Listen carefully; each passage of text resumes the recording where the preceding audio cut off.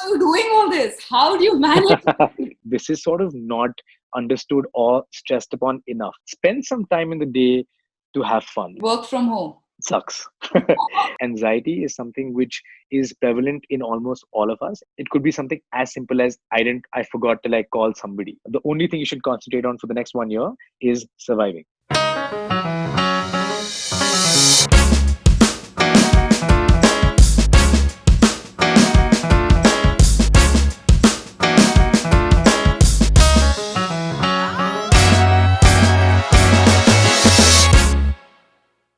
Hi, everyone, and welcome to Mentor Mondays, your safe space to learn, transform, and grow.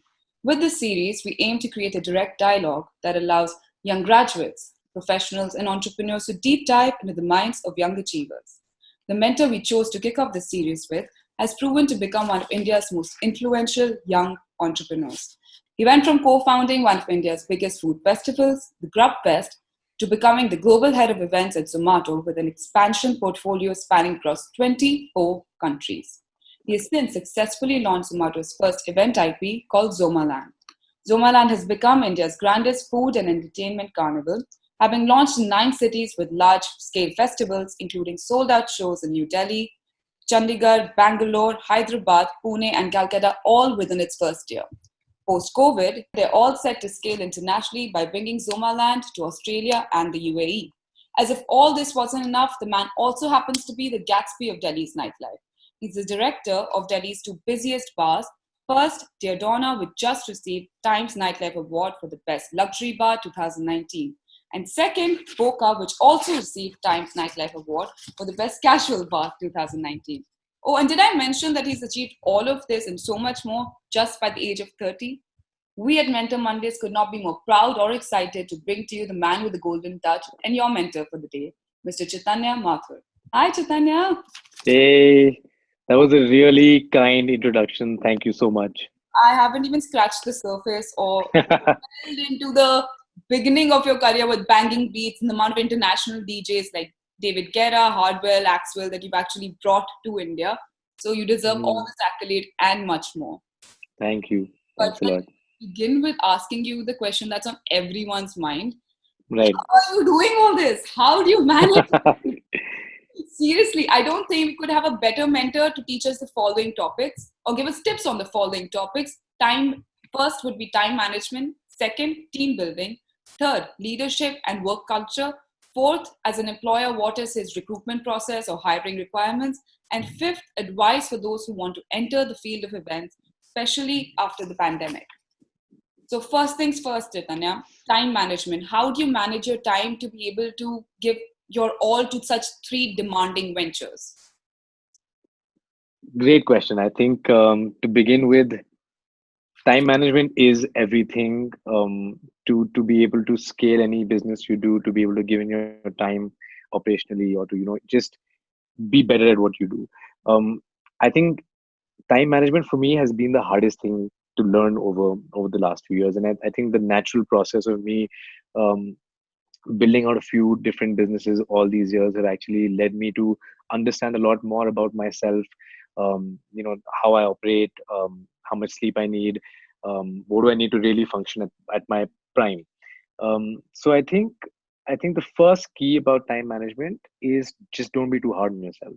Is I've seen a lot of people get very strict with schedules, get very strict with timelines to adapt to things or give themselves these sort of countdowns to when they have to complete things. I think to build anything successfully and well, you need to be at peace with what you want to do, what you want to achieve, what you want to become. And you have to manage that very well. So it took me some time to understand that I need 7 or 8 hours of sleep every night, but the kind of work I do demands a lot of my time. So how do I manage this, right? So I literally realized that, okay, from a Monday to Friday, when I have to build out my events vertical, I have a fixed amount of time that I have to put into to my team to actually decide on the new aspects we're bringing in, or just the production aspects of what we've already closed. At the same time, like you said, I give in my weekends to the other work that I've invested in. So that's how I actually split between the 2 or 3 different projects I do. The few things that I make sure is, like I said, I sleep well. I'm eating in time. It's really important to have your meals at the right time. It's really important to also be involved in recreational activities as well as some form of meditation or exercise that you do. I personally do yoga, and I love doing a few other things, like I play cricket every Sunday with a few friends, or I'm a guitarist, so I pick up my guitar and learn something new every couple of days. I think these aspects are really important to go into what and how you manage your time. So pretty much, take it, keep it as flexible as you can for yourself. Just don't go hard on yourself. That's easier said than done. I just thought you managed like three ventures. You've like given me a list of five extracurriculars that you also do while managing these three ventures. How? Like, how do you break down your day? What would be your schedule on a normal day that would involve? um, on a normal day, I think as soon as I wake up, the first thing I would possibly do is get into a form of exercise. Hmm. Obviously, after that, start my day off with, I take about 30 minutes, reply to all the emails that I need to, see what is my task for the day, kind of plan that out for the next couple of hours. I use my mornings to do a lot of the important stuff that is going to take a lot of my, I would say, like brain time, like something that involves a lot of analytical thinking. Something like that I try and wrap up before lunch. um, Post lunch I like doing the easier stuff, the more creative stuff. So I do a lot of ideations with my team. I definitely jump into new projects, new aspects, future planning somewhere around that time. And I try and as soon as I close my day, I do one thing which is, my work in my office is in Gurgaon, at least pre-COVID. And in that much time, I knew that, from where I live and where I have to go to office, it takes me an hour, hour and a half.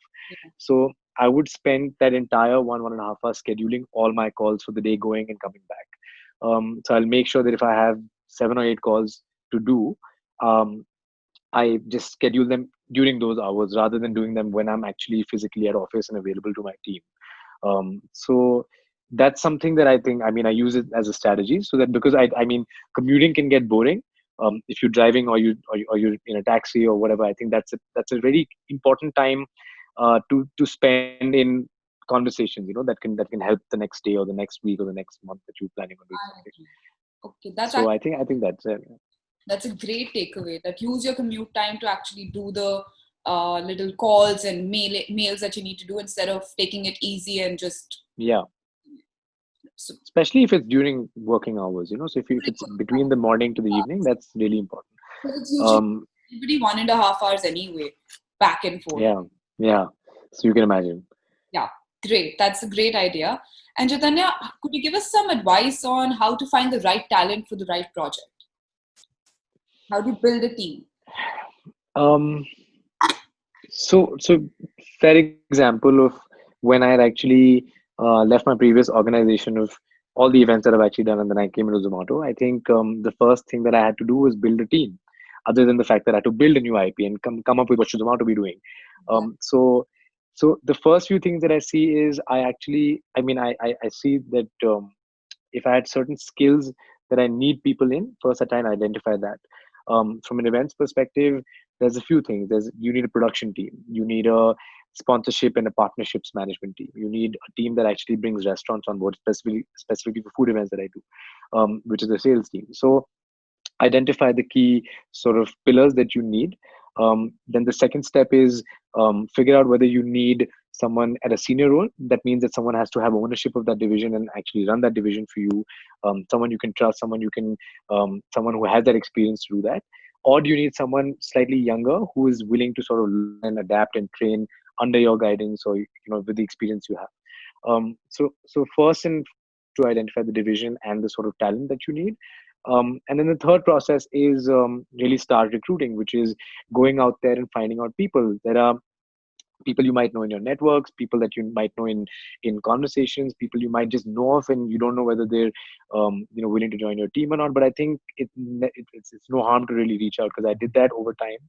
I think the initial team until date that I've built out here at Zomato has been incredible. I think few of the best people in the industry have come in and sort of owned roles, be it operations, be it talent management, be it all of that. So we've got a great amount of people. Those are the few key things that I think you take time in doing. And I think team building again is a process that is time consuming.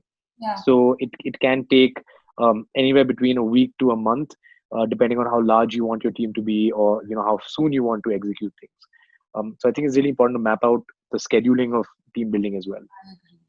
So, Chaitanya, what does leadership mean to you?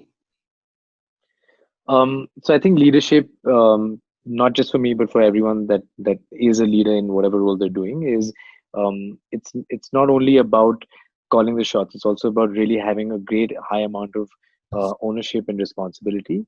So I think as a leader, the first thing that you have to identify is how are you sort of ethically conducting your behavior and your business amongst people. I think it's very important that when you lead, and when they say they lead by example, it's I think it's not said enough. There's a lot of importance to the fact that you must lead by example. So you must do what you can do and expect that how you would have a leader, you should act that way. Um, you need to sort of make sure that everything that you're saying is well thought out. Everything that you're demanding from your team or the people that are working with you is something that is very direct and very exact and to the point, so that they understand what they're doing. So communication is possibly one of the highest sort of most important aspects of being a good leader. Right. Apart from that, I think culture that you represent at work is important. I personally like to empower. I really give it. So while I know that a lot of times I might have answers to things, I like giving it to people and saying, "Hey, you go figure this out." And when they're figuring it out, they kind of learn along the way. Are they doing it right or wrong? And I just I overlook most of it, and then I keep on correcting or interfering where I have to. But I try and do as much of it from like sort of from a step back rather than like a step aggressive. Mm. And I think that's really important for me personally, is that when you let people identify themselves as leaders and have a culture which benefits their sort of process of learning, I try and be a leader in that context. So That's the kind of work culture that you've set up, which I'm guessing has absolutely, retained the talent. 100%. I think I learned this really early on. So even in the very first thing I did, be it like you said, Banging Beats, which is a music portal, I had started it off. I'd had the vision to do this. There was a lot of people that were involved in it with me, and I think I gave everybody the authority and the leadership to do things. For me, it's never been intrinsic that I have to act like a, I mean, I hate the word boss. Like you don't have to act like a boss. You need to act like a friend. You need to be a colleague, and you need to have a very clear definition of professionalism. I think if these things are well understood and accepted, I think that works out well. Brilliant. So, as an employer, Chaitanya, what do you look for when you're recruiting people? I think once we identify the sort of caliber or the division that we need to hire in, we sort of see a few things. Obviously, years of experience, professionalism, whether they worked, all of that is important. But a few other things also really matter. Um, what you can tell in a CV is pedigree. You can actually tell if someone is from a good school, a good college, good university. You can also tell about their extracurricular. Have they really worked hard on building themselves up, personality development? All of those things are really important from a recruitment perspective, is when you try and identify whether someone has worked hard on themselves or not. And I think the one thing that younger people must know is that people that recruit know how to recruit, so they can read CVs and understand whether you're being honest, whether you've underspoken or you've overspoken, or so that is something that students and just the younger people must realize, that I think everybody already knows. So the pedigree is really important. Like, what have you done? Where have you studied? How well have you sort of um, been at what you've done in extracurricular? I personally don't look at grades or marks as seriously, whereas a lot of, I think, recruitment places might have that as a mandatory check or a minimum requirement. um, but for me, it all boils down to when I meet the person. I look at attitude and ethic as one of the most important thing. And I think the first thing that I learned um, over time, and possibly had a lot of experiences in this, that gave me this learning, is that nothing precedes good attitude. I think even if someone is extremely well skilled, but they don't have the right quality of being good at work, I think that's something that is a complete no go for me now. I think I try and identify egos, try and identify why is someone really taking job, or why is it important to them. And unless and until I don't feel like they would be a great fit uh, personally and professionally, I don't think that's something that I look at. So attitude and ethic is number one for me when it boils down to the interview process. um, of course, then you put the grades together, you put the pedigree, you put like the skill and everything that they've done and the work experience in the years, and then you possibly come down to deciding. Great. That's actually a great insight. Now, what I would want to get from you would be some advice for people who are looking to enter the events field, because there's no chartered path for such a career. And Correct. especially post pandemic, nobody knows what's happening. So, what would be your advice? So I mean, speaking from experience, when I never thought I'm going to do events, right? I never ever, I mean, I didn't study for it, nor did I really envision myself to get into this as a full-time role when I'm 30 over time. But I think my events background started off as early as when I was 16. So I was just getting out of high school, and I'd actually started organizing gigs with artists and events. And I'm talking about 2006, when it wasn't really something that was happening a lot. And then one thing led to another. I started working with venues and we started booking artists for them. I started getting my friends together at a place. We used to make Facebook events for all of this stuff. So for me, because I go back and look at it, and I think I took baby steps over time. It wasn't one large jump into something. I think it was just slowly and steadily coming into something, learning it, getting better at it. I think all of that really helped me. So the advice I'd give to anybody that's coming into events, because events is, like you said, also a disorganized sector. Um, I think just if you really enjoy what you do, maybe at college or at school or personally, or even if you just like organizing birthday parties, or like making playlists for friends, I don't know. So there's got to be something in you that sparks that in you. And I think as soon as you identify that, see if you want to give it a shot to like actually taking it professionally, but don't ever let it like come into your head as a profession. I think it's something that you can, if you can enjoy it, you're gonna like it. And that goes for anything and everything, not just events. So anybody that wants to get into this, take baby steps into it. If you're someone that already has a degree or has studied this or knows that they want to do this, identify the key event companies that are around. It's super important to get experience before you start off your own event venture. You learn a lot of things by working with or for someone. um, Take some time in doing that, because events also has many things in it. There's production, there's artist management, there's partnership, there's sales, there's so many aspects of events. I personally had to become good at everything to really do this, but that's because of the process that I took. I think for you, for anyone that's hearing, and that anybody really wants to see this as a professional career, identify companies, jump into that, work there, get the experience, figure it out whether this is something you want to do or not. Can do alone, can't do alone, financial backgrounds, blah blah blah, all of that matters. And I think then you should take that decision. Then take the plunge. First, Absolutely. and then take the plunge. Yeah. That's actually a great note, and you've provided some incredible insights professionally. But what I would want the viewers to do is now get to know their mentor a little personally. So, Okay. as you mentioned in the beginning, if you could elaborate a little bit on the daily rituals or habits that you have to make sure your day is productive. You've already mentioned the workout and meditation early in So the. I think, yeah. So productivity, I think personally depends a lot on sleep. I think if you have a decent amount of sleep, and I don't know, it matters 6 hours, 8 hours, 9 hours, that's your choice, and you have to figure out how your body reacts. I think to have a good productive day is really important to get the right amount of rest. And I think this is sort of not understood or stressed upon enough. I think it is super important. Number two is mental happiness. I think you need to identify stress points, figure out what gets you anxious. Um, and start closing those loopholes in life. So something I learned recently is anxiety is something which is prevalent in almost all of us at some capacity. But what is anxiety? Anxiety is nothing but unanswered questions. It could be something as simple as I forgot to like call somebody, or I was meant to do this, and this sparks something in your head. So learn to put that down, written or in your head if you're good at it. So for me, the first thing I do in the morning is obviously what I mentioned, and then while I'm doing my emails, is I just try and identify everything that is not closed as a loop in my day or in my life. And I try and close that, because I know that if I don't close it by the evening, it's going to be at the back of my head and it's going to stress me out. Um, so that's a little personal takeaway from I think knowing that this can easily happen to anyone, man. It can happen to all of us. And after that, obviously, get your timings right, get your meals right. spend some time in the day to have fun. Like, you really, if you have all work and no play, man, that's no fun, right? So make sure that you identify what is fun for you. For me, there are so many things that are fun, luckily.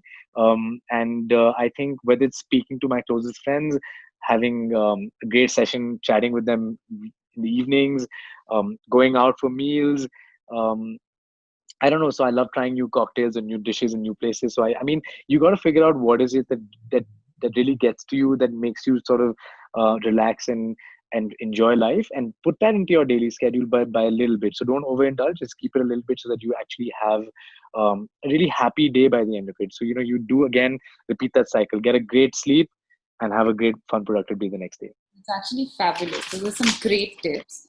Now, what about what's on your feed, Chaitanya? Any recommendations for all of us to sink our teeth into? What's on my feed? Um, Extreme things on my feed, right? So on one side, I have a Gary Vee or business quotes, and I really listen to what an Elon Musk or a Jack Ma have to say about things. At the same time, I obviously follow my founders, Deepinder Goyal, Gaurav Gupta. I really listen to what people that have built solid businesses have to say on a daily basis, right? So that's really, for me personally, I love it. I love getting business insights and tips and all the quotes that you read. I'm a bookworm for all those things. And the other extreme is I love memes. I love just like looking at absolute useless content sometimes. Um, I think it just keeps you a little like jovial in the day and little relaxed and mentally easy. So yeah, so I think both, but I love taking notes of these things. So if I ever see or read something that hits me, um, I try and adapt to it. So I don't just read a quote and be like, oh, this is a great quote, let me reshare it. So I think I try and really put that into my life. And I'm just going to give one thing about COVID that really hit me. So I think in the last 1.5 months, I started thinking, and like anybody else, started thinking about what am I supposed to do with my verticals, which is, and I'm fully in entertainment and hospitality. And if you realize, both of these verticals are solidly hit with what we're doing. And I'm sure there's a lot of other businesses, but for me, my businesses, and I have to think about them. For the last 1.5 months, I've just been thinking about um, what do I get into? What do I do next? Should I pivot from this into this? How do I build virtual reality as a platform? And so many things, be it hospitality, and thinking about what should be the next project. Should we invest in this? Should we do that? Should I, secure myself in this? And I think I just one day read something as simple as a Jack Ma quote, in which he said that somebody asked him, "What do you?" I don't even know if it's Jack Ma. I read online, so I don't even know if it's true. But this quote really got to me. It's like somebody asked him the same thing, that, "Hey, I'm going through this." Pandemic issue and my business is down and I don't know what to do and what should be next, and I'm super like anxious and stressed about this. And he said, listen, I have one advice to give you. The only thing you should concentrate on for the next 1 year is surviving. Just be alive. And that just hit me so hard, because everything that we do and everything that we build and everything we're good at can also come back in a year. I mean, after 1 year, I can still do what I do and still be good at it. But if I start pivoting into various other things and start panicking and start figuring out what should be next, I might just lose my focus on what I'm actually good at, and start thinking of all sorts of outcomes of a situation which I have no control over. So the one thing that it made me do is, the next morning I woke up and I was just a happier person, and I just said, you know what, I'm going to start building out my calendar for 2021, and I'm going to see what I'm going to do in 21, 22, 23 as a future planning. And then as and when every day goes, I'll see it. What if a cure is out or a vaccine is out in 3 months? Then I guess I got to adapt to that. No point stressing over new business. Friends are jumping into like PPE kits and XYZ. So I don't think that's a bad thing. If you see opportunity and you see something that you want to jump into, why not? Like if you're not financially, or if you have financial reasons to do that, why not? Like I have nothing to say about what other people do. But if you yourself are getting stressed out about what to do next because of this situation, and you can, or you're living at home or living by yourself, and you can at least survive for the next couple of months, the most important thing to do is just learn to live. That's it. 1 year. That's actually brilliant. That entire piece, one quote actually calmed you down. That's the power of the Yeah, content. So great. correct. Now let's move into something a little more fun, kind of like Yeah. rapid. Yeah, like you have a rapid fire, we have a rapid five. Okay. Whoa. Okay. So Excited. it's as simple as that. We're just going to throw five words at you, and all Okay. just respond with the first thing that pops in your head. Okay. So first and foremost, work ethic. What does that mean to you? Hmm. Uh, it's the most important base for a business. So yeah. Failure. Key to success. Key to success. Competition. Doesn't have to be a company or person if you choose. Yourself. Be better than yourself every day. And born leader. No one is. No one is. Just no one is. Sharpen your skills every day. You're not the best at it. Tell yourself that, and just keep on saying that I'm going to be better at what I do. You possibly are the best. And work from home. Sucks. um, I mean, figure it out. Like, don't work from your bed. Work from home needs to be treated as an office. Yeah, So figure out and identify places for that. great. I don't want this chat to end, but before you leave us, could you give us a little mentor mantra for all of us to take home? I think summarizing everything I probably said in this, uh, just do your best every day, get sharper and better at what you do, identify the key things that you need to address in your day, lead by example, and yeah, just don't overstress things. Great. Thank you so much for taking out time and talking to us. Thank you, Ridhima. Us learn from your experience. To the rest of you who watch this, I hope you found this chat informational and fun. And most importantly, I hope this chat was a good use of your time. And if you have any questions for a mentor today, please leave them in the comment section below and we'll get back to you after consulting with Chaitanya. And if all this, the purpose of this entire series is to help you learn and grow. So if there's any topic or industry or mentor that you want us to talk to or talk about, then please feel free to mention that as well. And I'll see you next Monday. Till then, keep learning and keep growing. Thank you so much. Yay. Bye.